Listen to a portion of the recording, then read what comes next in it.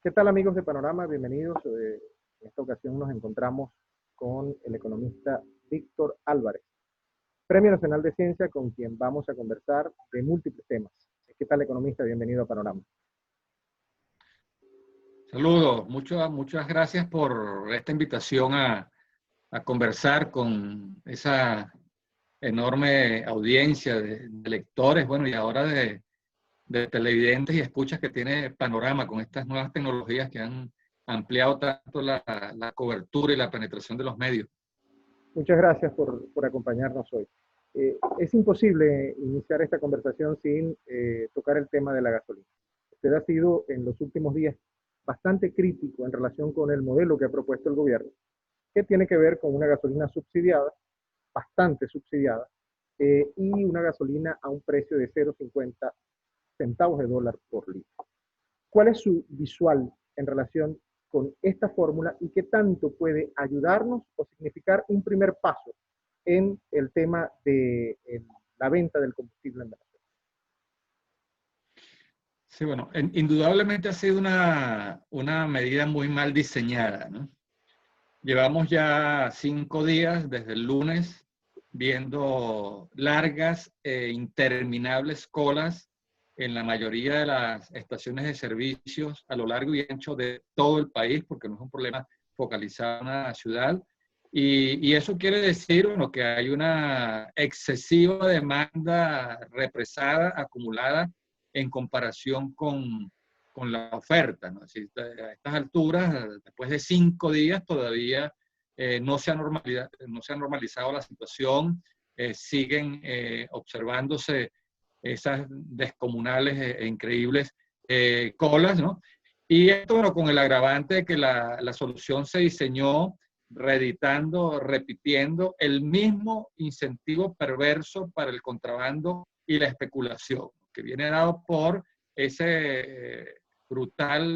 esa brutal diferencia, esa brutal brecha entre el precio subsidiado a 5.000 bolívares el litro, que equivale a 2,5 centavos de dólar, y el otro precio dolarizado, que son 50 centavos de dólar, es decir, 20 veces más, ¿no? Esa enorme diferencia es un incentivo para que muchos se dediquen a llenar el tanque y a vaciarlo luego y a revender esa gasolina, como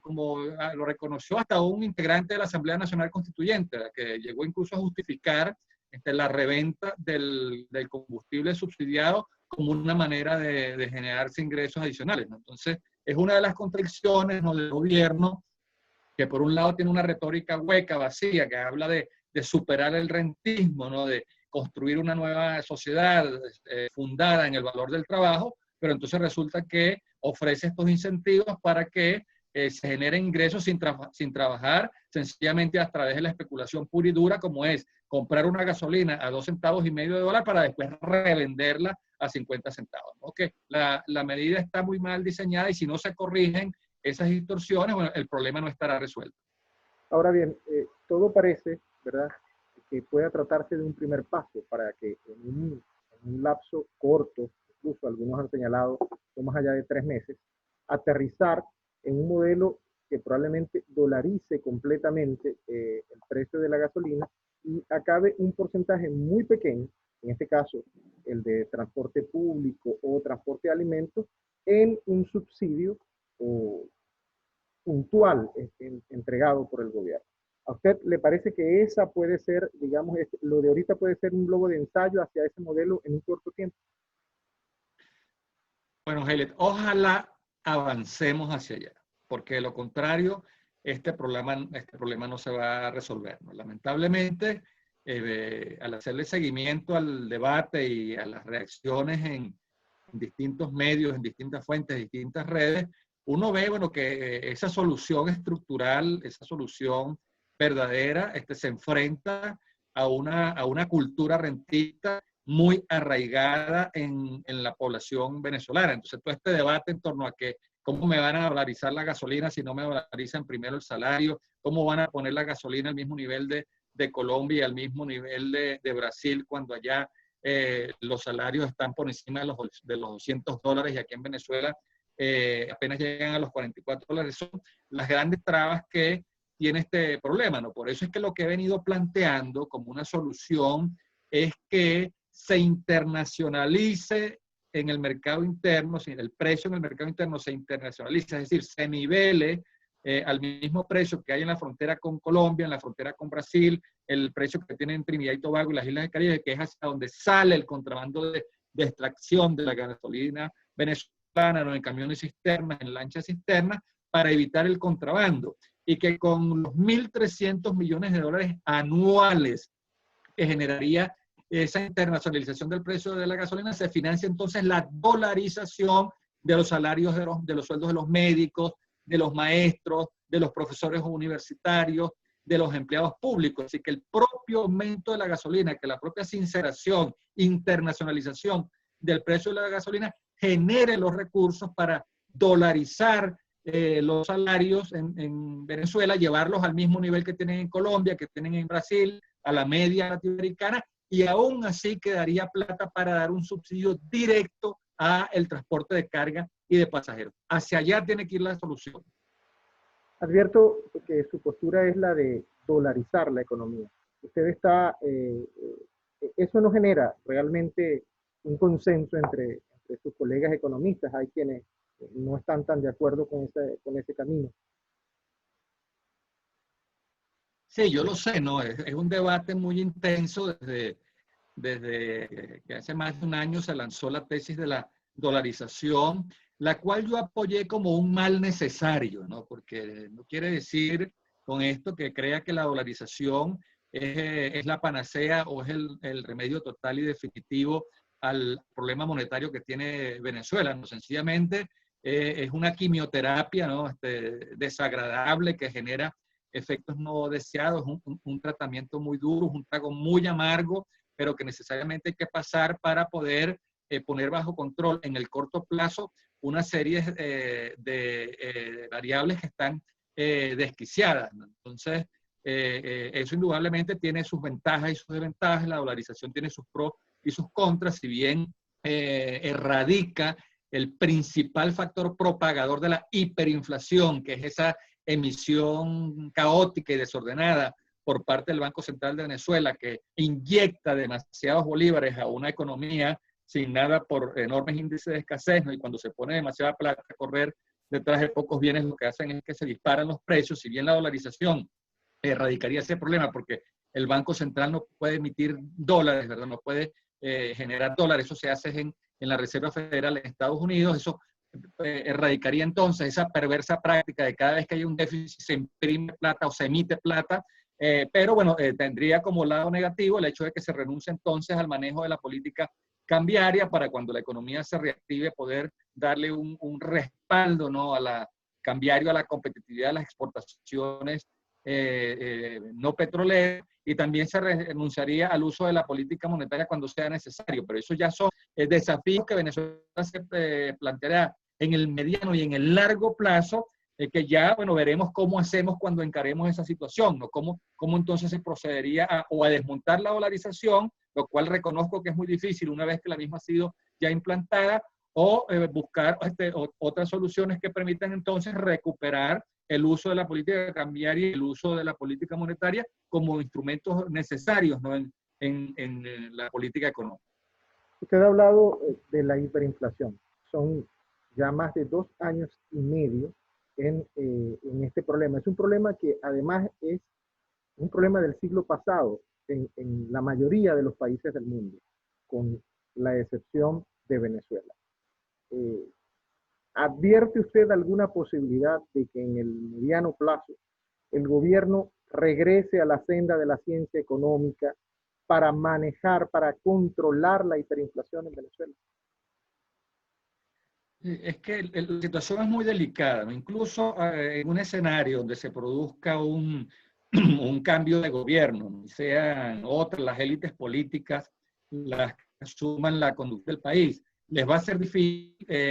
conjurar las presiones inflacionarias en el corto plazo porque la economía está muy distorsionada. En primer lugar, tenemos un aparato productivo que se ha venido contrayendo de manera sostenida a lo largo de 6 años, ¿no? Es decir, ya va más del 60% de reducción del Producto Interno Bruto, ¿no? Eso es como si una persona que mide un 80 de estatura, que tenemos 6 años de no verla, la vemos ahora, y resulta entonces que apenas mide 60 centímetros, pues que se ha reducido a 1/3 de su tamaño. Eso es lo que ha pasado con la economía venezolana. Y ese problema lo va a heredar el gobierno que viene. O sea, el gobierno que viene no es que al día siguiente entonces la economía va a hidratarse y va a volver a crecer y va a retomar ese tamaño que tenía hace 6 años. Entonces, una economía así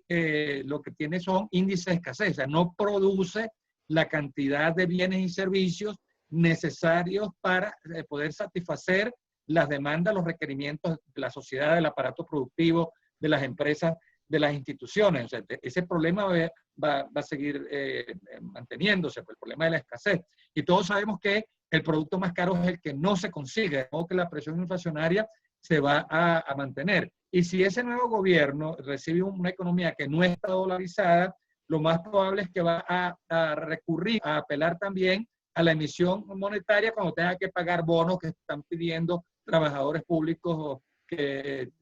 reclaman una deuda pendiente, o cuando tengan que transferirle recursos a un gobernador o a un alcalde de algún municipio, de algún estado, porque resulta que hay una huelga de policías, porque les deben el bono, les deben los aguinaldos, y entonces no hay plata donde pagarla. Entonces la solución más fácil que hacen los gobiernos en ese caso es, bueno, emitir dinero sin respaldo y hacer la transferencia para combatir el problema, y esas son soluciones inflacionarias. De modo tal que el problema de la inflación no depende única y exclusivamente de un cambio de gobierno, depende de una política de reactivación de la agricultura y de la industria para generar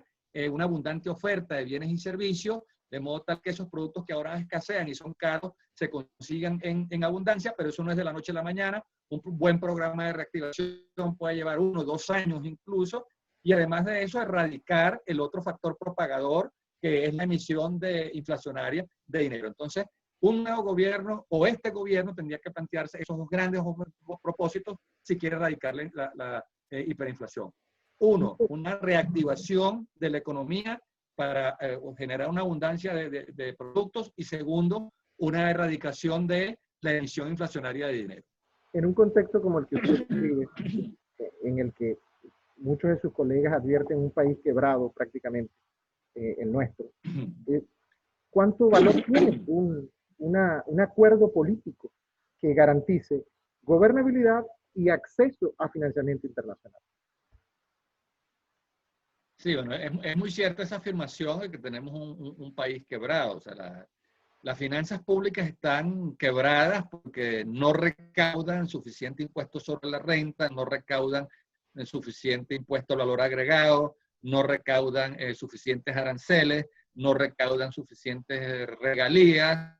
o dividendos de las compañías filiales de PDVSA, o sencillamente ya la misma PDVSA, que fue el principal contribuyente del fisco nacional, prácticamente no está pagando impuestos. Y esos son los principales grifos, ¿no?, de los ingresos fiscales. Y no se recoge impuestos sobre la renta, bueno, por lo que explicaba antes. O sea, tenemos 6 años consecutivos de contracción económica, las empresas cierran el ejercicio fiscal generando pérdidas, en consecuencia no declaran ganancias, no pagan impuestos sobre la ganancia, impuestos sobre la renta, y por eso cada año la zafra fiscal, que antes terminaba el 31 de marzo de cada año, pero que desde hace 2 años viene siendo prorrogada, no se recoge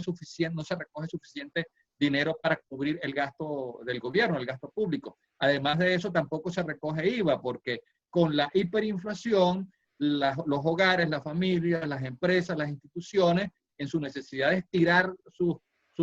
precarios presupuestos, optan por no pedir la factura fiscal para ahorrarse el pago del IVA. Entonces, esa informalización de las operaciones de compra-venta también ha castigado muchísimo el ingreso fiscal por concepto de IVA. Además de eso, vemos que al gobierno le ha dado por exonerar prácticamente todos los códigos arancelarios, ¿verdad?, la idea de abatir la inflación o de estimular importaciones por parte de privados que sustituyan los espacios vacíos, o que llenen los espacios vacíos que ha dejado la caída de la producción nacional. Entonces tampoco el gobierno recoge ingresos fiscales por la vía del arancel. Bueno, y ya sabemos que con el colapso de la producción petrolera y con las sanciones, prácticamente los ingresos por regalías y los ingresos que venían de la industria petrolera también han caído. Entonces, está quebrado el fisco nacional porque están quebradas también las empresas que no aportan, porque las familias y los hogares han reducido también sus ingresos y tampoco entonces aportan muchos ingresos. Esa es la dramática realidad de este país quebrado. Hablemos un poco de PDVSA. Se propone un plan de reestructuración que amplía participación de privados. ¿Cuál es la receta para PDVSA, para la PDVSA actual? Bueno, la receta, mira, creo que nosotros en Venezuela tenemos que ir hacia un nuevo acuerdo nacional, porque definitivamente con una empresa quebrada que no tiene recursos ni siquiera para sostener el esfuerzo propio, mucho menos para cumplir con sus compromisos en las empresas mixtas, la posibilidad de levantar, de recuperar la industria petrolera no se va a hacer con ingresos propios de PDVSA ni con un fisco que está quebrado, como lo acabo de explicar anteriormente. Entonces, si la industria petrolera no tiene dinero para recuperar su producción, si el propio Estado no tiene dinero para inyectarle plata a PDVSA, si la opción que queda es un nuevo acuerdo que permita entonces generar unas condiciones distintas para incentivar, para estimular la inversión privada nacional y extranjera, ¿no? Sin descuidar la soberanía nacional que se tiene que seguir ejerciendo sobre los propios recursos naturales, sobre el petróleo, el gas y otros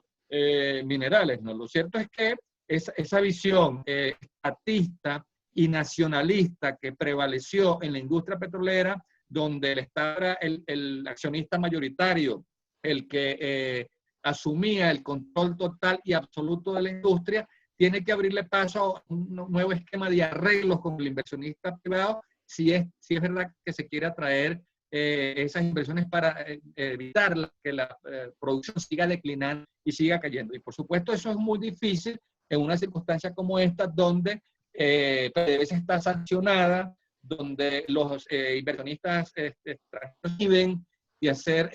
negocios con Venezuela por el temor a que sus activos en los Estados Unidos, sus cuentas en el sistema financiero, sus empresas, sus apartamentos sean congelados por ese atrevido a desafiar las sanciones que el gobierno de los Estados Unidos ha impuesto a PDVSA y a Venezuela. En esas circunstancias es mucho más difícil incentivar la inversión privada. De alguna manera, creo que debería diseñarse una estrategia de tal forma que esos incentivos que reciban esos inversionistas privados sean una motivación para que ejerzan una fuerte presión de lobby, de cabildeo frente a las autoridades estadounidenses, a la FAC, al Departamento del Tesoro, para que estas suavicen, flexibilicen las sanciones y permitan que esas compañías también puedan invertir en Venezuela. De lo contrario, el destino va a ser que Venezuela va a terminar en manos de inversionistas rusos, chinos, iraníes o turcos, que serán los únicos que se atrevan a arriesgarse a invertir en Venezuela. Y también eso tiene un margen de maniobra muy limitado, porque ya vimos cómo Rosneft, la empresa rusa, terminó yéndose de Venezuela porque no aguantó la presión de las sanciones. China también moderó sus inversiones en Venezuela porque no quiere recrudecer o agriar aún más los problemas que ya tiene con los Estados Unidos. Entonces, incluso en esos países que geopolíticamente pueden estar interesados en tener presencia en Venezuela, hay limitaciones. Hay un tema que ha asomado y es el tema de las sanciones. ¿Qué factor, qué papel están jugando en este momento las sanciones en la crisis que atraviesa el país? Bueno, indudablemente que las sanciones agravan la crisis económica generada por las pésimas políticas del gobierno, ¿no? Este problema, yo comparto totalmente la tesis que el origen del problema económico y social venezolano estalla, se origina pues, mucho antes de las sanciones, y las sanciones lo que han hecho es agravar esa problemática sin lograr que el gobierno dé señales de querer negociar o de querer construir un acuerdo, ¿no? Lamentablemente, la historia de las sanciones a nivel internacional lo que indican es que brindan un argumento perfecto al régimen de turno para atribuir las sanciones la causa de los problemas que está sufriendo el país. Y le permite entonces desarrollar además toda una retórica nacionalista, antiimperialista, que ubica al enemigo afuera, es el enemigo externo, el responsable de la tragedia y del drama que sufre el país sancionado. Y esto permite entonces al régimen que está entronizado en ese país cohesionar a sus seguidores y además de eso, bueno, prácticamente satanizar a todo aquel que en lugar de defender la patria y la república, muestre simpatías o se identifique con las sanciones, ¿no? Esa es la historia de Cuba, que tiene ya casi que 60 años de bloqueo económico y el régimen sigue allí. Es la historia de otros países que igualmente fueron sancionados y donde sus regímenes lo que hicieron fue justamente utilizar como pretexto esto, ¿no? Y donde lamentablemente, que es lo peor, entonces al pueblo, al que se queda, a la sociedad que se queda, es la que termina pagando las terribles consecuencias de las sanciones. Porque entonces no se consiguen alimentos, se empeora la escasez de medicinas. Hoy amaneció el país con la noticia que se van a suspender entonces también las operaciones a través del mecanismo de CELE. Entonces, aquellos hogares venezolanos que recibían una remesa de un familiar y pagaban aquí haciendo uso de ese mecanismo para poder hacer un mercado, para comprar unas medicinas, para comprar un repuesto para una nevera que se dañó por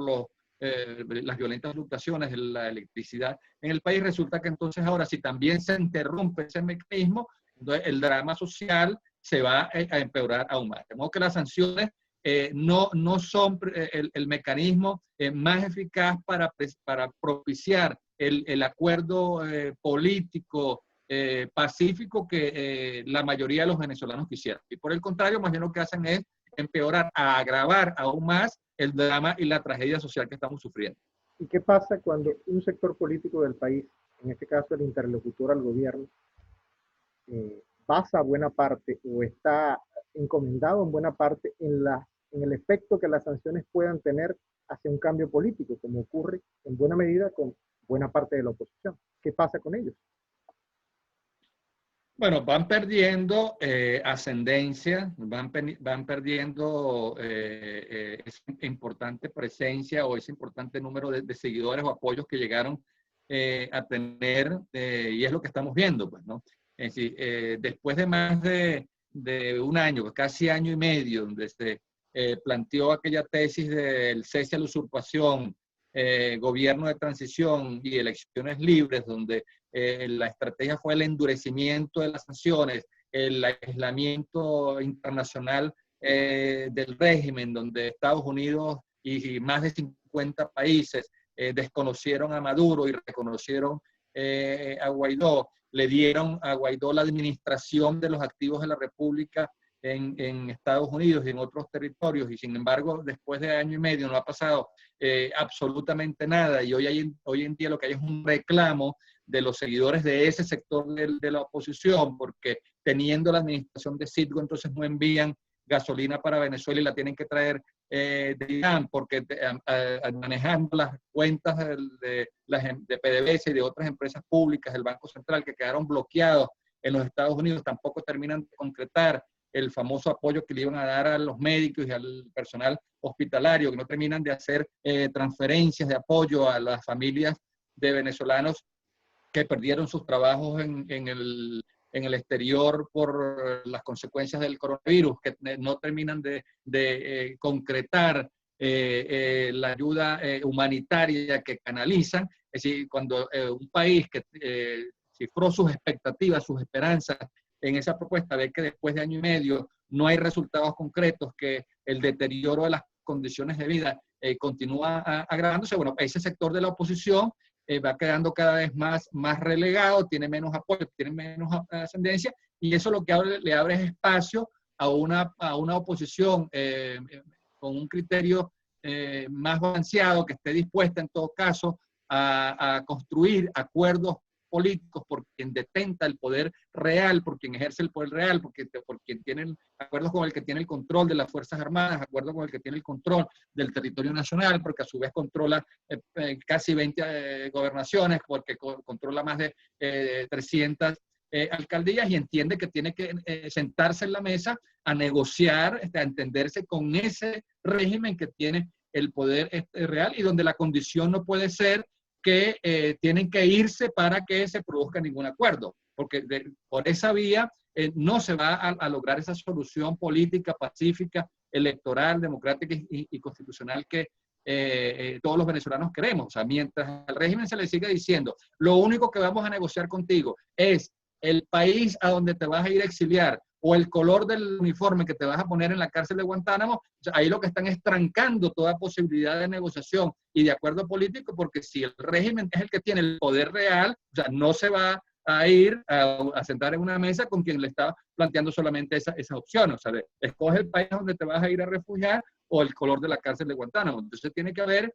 un mayor grado de sensatez en la oposición, y creo que después de año y medio de frustraciones, de expectativas exageradas, de falsas promesas o de promesas que no se cumplieron, hay un sector que siente de la oposición que está entendiendo que habrá que sentarse con el gobierno y entenderse, así como, bueno, ha pasado en otros países que son referencias muy importantes para Venezuela. O sea, en Sudáfrica, Mandela se tuvo que entender con de Klerk, que era el exponente de la apartheid en Sudáfrica. En Polonia, Lech Walesa se tuvo que sentarse en la mesa y entenderse con el general Jaruzelski, que era el líder de aquella dictadura tan fuerte. En Chile, aquí cerca, la solución pasó por reconocer a Pinochet como comandante jefe de las Fuerzas Armadas y darle un espacio como senador vitalicio para garantizarle su continuidad, que no iba a ser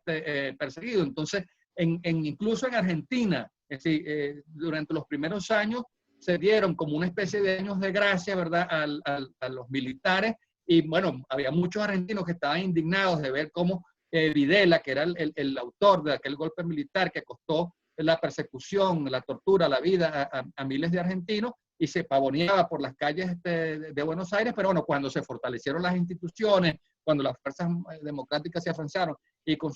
se consolidaron, llegó el momento de la justicia y finalmente terminaron, bueno, enjuiciados y tuvieron que pagar por los crímenes y los excesos cometidos. Entonces tenemos que entender cuál es la dinámica de esos procesos históricos para que no nos planteemos expectativas exageradas que no pueden cumplirse y que lo que hacen es abortar las soluciones que están al alcance de la mano. Esta semana, sin embargo, sucedió un paso que todos los sectores del país catalogan en la dirección correcta, y es el acuerdo entre el Ministerio de Salud de Maduro y la comisión que designó la Asamblea Nacional, liderada por Juan Guaidó, para dirigir unos recursos y trabajar con la OPS. ¿Usted no advierte que de alguna manera ese es un primer paso y que podría permear hacia otros ámbitos más de la vida política del país? Sí, sin lugar a duda, de acuerdo con esta apreciación, puede ser un primer paso para que se den entonces otros acuerdos en otros campos que son necesarios para el país, en materia eléctrica, por ejemplo. El Zulia tenía casi que resuelto un financiamiento para repotenciar la capacidad de generación eléctrica, y sin embargo por esos sectores políticos que no fueron capaces de compartir los méritos, sino que cada quien quería alzar el trofeo solo, no se llegó a ese acuerdo y se perdió el financiamiento de la Corporación Andina de Fomento, y el Zulia sigue confrontando ese problema, ¿no? ¿Dónde es que yo veo la mezquindad, ¿no?, de ese paso de avance que debería celebrarse y presentarse de mejor manera? Bueno, que cada parte está tratando de presentar ese acuerdo como que le torció el brazo a su rival, ¿no?, como que logró arrodillarlo, ¿no?, y lo llevó a que firmara el acuerdo, y que gracias a esa parte, a ese polo, entonces el otro tuvo que sencillamente dar su brazo a torcer. Entonces, mientras esa mezquindad se mantenga, ¿no?, y mientras cada acuerdo sea presentado por un sector como que logró la rendición humillante del otro, ¿no?, como que logró que el otro abdicara a su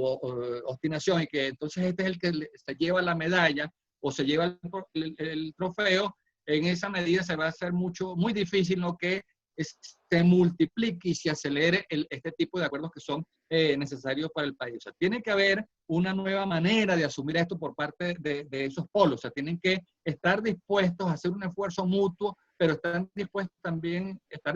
a compartir los méritos, y no obstinarse en presentar cada paso de avance como que si le hubiesen dado, le hubiesen metido un golazo al otro, o le hubiesen bateado un jonrón con 3 envases, o lo hubiesen doblegado. Por último, estamos en horas decisivas en relación con la posibilidad de que este año hayan elecciones parlamentarias en diciembre. ¿Qué hay que hacer en las elecciones parlamentarias? ¿Qué debe hacer la oposición en las elecciones parlamentarias? Bueno, creo que con un país que está tan descontento con la gestión de este gobierno, donde a nivel estatal o municipal, la gente, los vecinos, el pueblo le hace un permanente reclamo a los gobernadores, a los alcaldes, que tampoco han podido sabido estar a la altura de las demandas de sus comunidades, y que también ven en los diputados del oficialismo los responsables de la crisis, porque no fueron capaces de ser los debidos interlocutores frente al gobierno central. Hay mucho viento a favor como para que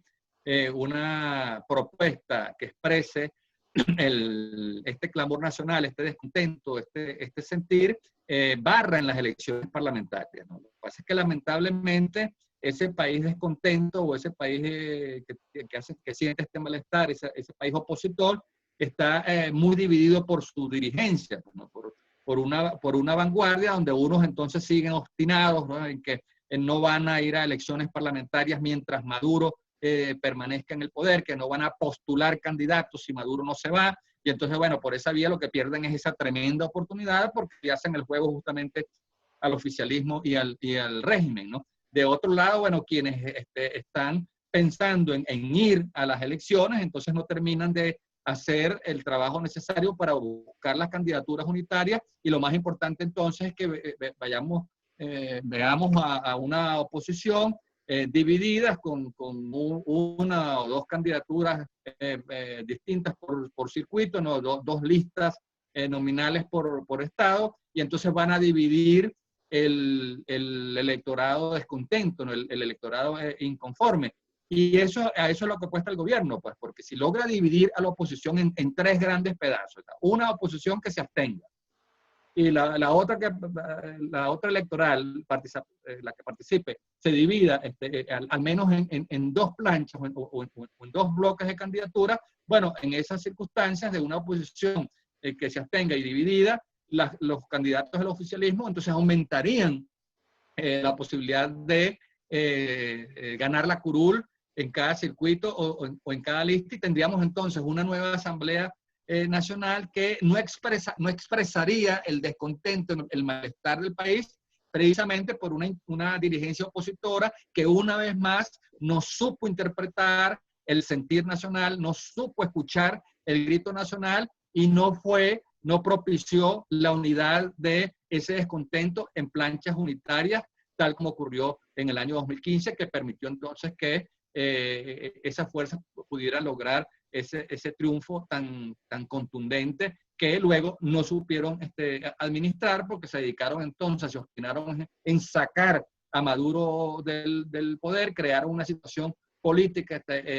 muy tensa, porque cada nuevo presidente de la Asamblea Nacional lo que hacía era jurar que en 6 meses iba a sacar a Nicolás Maduro de Miraflores, o que se empeñaban en declarar la ausencia del cargo, el abandono del cargo, o se dedicaron a declarar la usurpación, en lugar de haber aprovechado esa mayoría para construir acuerdos con el gobierno, para que se diseñara un buen programa de desarrollo económico y social que garantizara el bienestar de nuestro país, el desarrollo económico de nuestro país, en lugar de haberlo metido por esta senda, por este tobogán de la decadencia en la que hemos caído, justamente por tener unas fuerzas políticas que lo han hecho es apostar a exterminarse en lugar de apostar a entenderse para sacar al país de la crisis. Muchísimas gracias, economista, por acompañarnos en esta conversación con Panorama.